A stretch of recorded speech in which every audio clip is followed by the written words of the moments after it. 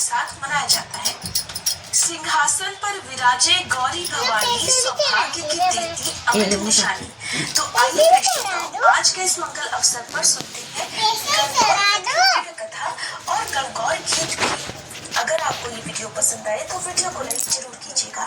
पौराणिक कथा के अनुसार चैत्र का महीना आया तो देवी पार्वती को भाभी के उजड़ने के लिए बिहार जाना था। तो महादेव जी बोले कि हम भी तुम्हारे साथ चलेंगे। तब महादेव और देवी पार्वती नंदी को साथ लेकर निकले।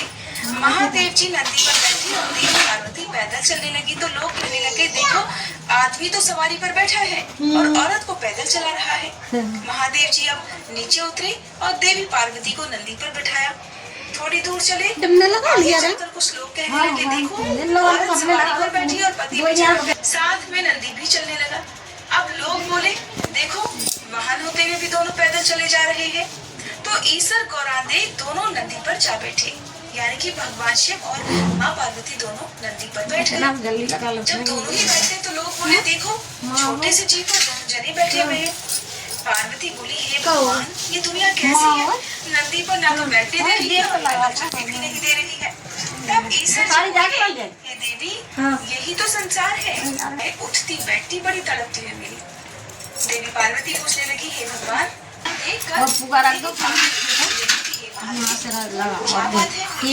नगर में सब कोई उदास क्यों है? तो महादेव जी बोले, यहाँ पर रानी के बच्चा होने वाला है, कुंवर आने वाले हैं। आप तो गौरानी जी नहीं मानी। तुम्हारे बच्चे के लिए इतना कष्ट हो तो मुझे बच्चे नहीं चाहिए। महादेव जी आप तो मुझे गांठ दे दो। आखिरकार मजबूर होकर महादेव जी को गांठ देनी पड़ी। अब महादेव जी ससुराल पहुंचे। बस किया तो पार्वती जी पीहर में सहेलियों में मगन हो गई। गणगौर नजदीक आई तो ईसर जी बोले, देवी आज गणगौर है, सब औरतें पूजा करने आएंगी। सवेरे से ही स्त्रियां पूजन करने आने लगी तो पार्वती जी ने भी सभी को सुहाग बांटा।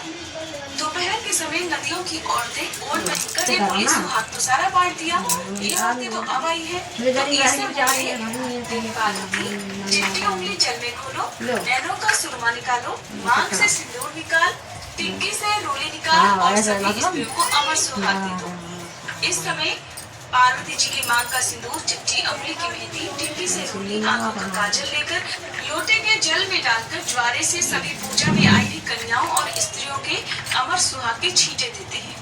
गौरांदे ने ईसर जी के कहे अनुसार सभी को अमर सुहाग दिया। अब ईसर गौरांदे जी खाए तो ईसर जी जीवने बैठे, जितना बनाया सब जीवने।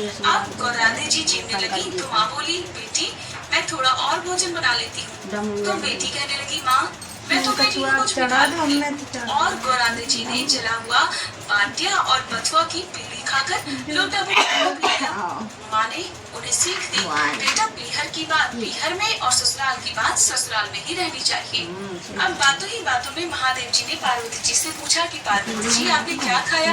तो पार्वती जी ने कह दिया, महादेव जी जो आपने खाया वही मैंने भी खाया, क्योंकि माँ ने सीख दी थी, इसलिए देवी पार्वती ने उन्हें वही बताया जो माँ ने कहा था। वहाँ से निकलकर ईसर गौर जी पीपल के नीचे आ गए। ठंडी छांव में ईसर जी ने धरती वापस रख दी।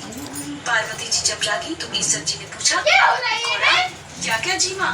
तो गौरा कहने लगी, ईसर जी जो आपने जीना वही तो ईसर जी कहने लगी, सच सच बोलो। तो गौरांदे कहने लगी, रसोई आप भेद थोड़ी करेगी, जो आपको दिया वही मुझे भी दिया। तब ईसर जी बोले, देखो गौरांदे, तुम्हारे पेट में तो मैंने जला हुआ बाटिया और बथुआ की पीटी के साथ साथ थोड़ा सा जल भी देखा। गौरांदे को जब ये पता चला तो बड़ी नाराज हुई। तो पार्वती जी को कहती है, बड़ी नाराज हुई, कहने लगी, देखो भगवान, आज तो आपने मेरे पेट की रखनी खोल ली, ऐसा जगत में फिर उसकी लाश बदल के लिए रवाना हो गई। आगे देखा कितनी खुशी होती है। महादेव आप तो मेरी गांठ खोल के दीजिए। घोड़े प्रेम से चाट रही थी, घोड़ी पकड़ से पार्वती जी बोली, भगवान अब तो मेरी गांठ खोल दो। तो महादेव जी बोले, देवी ये गांठ नहीं खुलेगी। कुछ आगे चले तो गाय अपने बछड़े को बड़े प्रेम से चाट रही थी और बहुत खुश हो रही थी। उस गाय की मालकिन भी बहुत खुश थी। पार्वती जी सोचने लगी, अगर जानवरों को बच्चों के प्रति इतना प्रेम है, इतनी उमंग है, तो फिर मानव की तो बात ही क्या होगी। और ईसर जी से भगवान मेरी गांठ लगा दी सो लगा दी। थोड़े दिन बीतने के बाद पार्वती जी ने अपने शरीर पर लगाए हुए उपटन दिवाली पर छोड़कर पार्वती जी स्नान करने चली गई।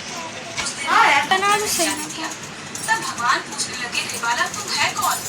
बालक बोला, मैं पार्वती का पुत्र हूँ। अपनी माँ से